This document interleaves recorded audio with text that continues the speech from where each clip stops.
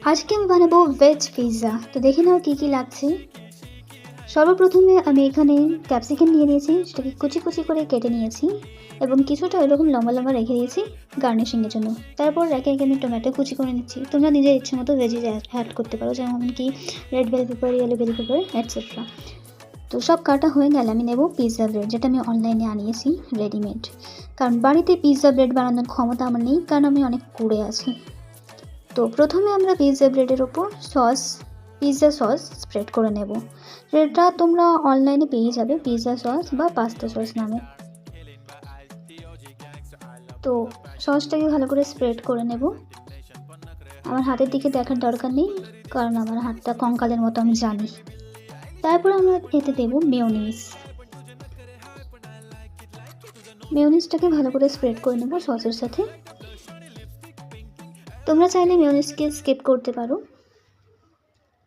এরপর এতে তোমরা চিজ অ্যাড করতে পারো, চিজ দেওয়ার পর ভেজিস অ্যাড করতে পারো, কিন্তু আমি এখানে চিজ স্কিপ করেছি, আমি ভেজিস দিয়েছি, চিজ আমি পরে দেব। তো ভালো করে ক্যাপসিকাম আমি এখানে স্প্রেড করে নিচ্ছি।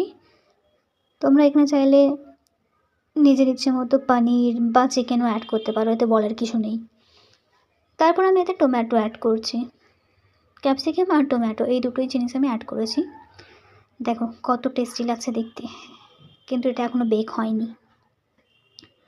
তারপর আমরা দেবো চিজ, ভরে ভরে আমরা চিজ অ্যাড করব। চিজ তোমাদেরকে এমনভাবে দিতে হবে যেন মনে হয় যে কালকেই তোমার লটারি লেগেছে। চিজ দিতে কোনো রকম কিপটেমি চলবে না।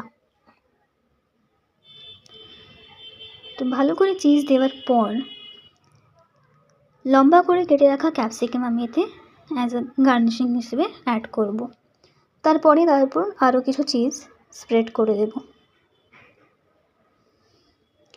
তারপর আমরা মাইক্রোওয়েভকে কনভেকশন মোডে 180 ডিগ্রি সেলসিয়াসে প্রি হিট করে নেব।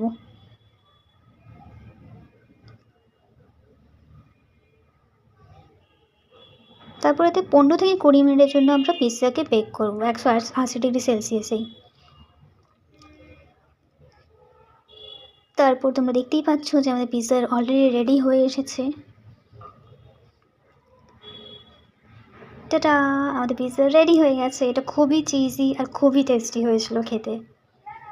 তোমরা খাওনি তাও আমি বলছি। তারপর তোমরা এতে অরিগানো এবং চিলি ফ্লেক্স দিয়ে ইজিলি সার্ভ করতে পারো। টাটা।